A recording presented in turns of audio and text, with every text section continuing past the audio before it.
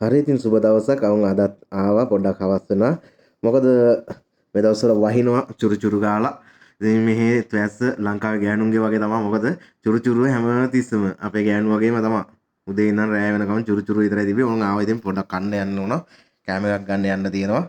මේක තමයි පාර බලන්න මං යන්න යන පාර. මේ පැත්තේ ඉතින් වැහලා පේන්නේ නැද්ද? වාහන වල කිසි ගාණක් නැහැ. අවුවට වේලනවා. වැස්සට දෙමෙනවා.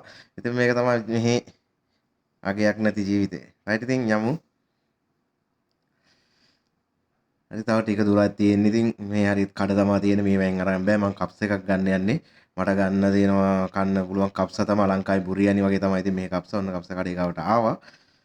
හරි ඉතින් අපි කඩේ පැත්තට ගිහිල්ලා බලමු ඇතුලේ මොනවද තියෙන්නේ කියලා.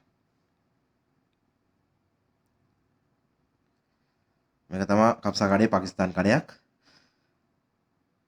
හරි ඉතින් මේ තියෙන්නේ මංගේ තියෙනවා කුකුල් මස් තියෙනවා පරිප්පු තියෙනවා මේ දෙක නම් අනිවාර්යයෙන්ම තියෙනවා ඔය කඩල තියෙනවා ඊට පස්සේ බ්‍රොස්ට් තියෙනවා මේකේ තියෙනවා බ්‍රොස්ට් ගන්න පුළුවන් පාකිස්තාන් කොල්ලෙක් ඉන්නේ හරි හොඳයි මු ඊට පස්සේ ෂවර්මා තියෙනවා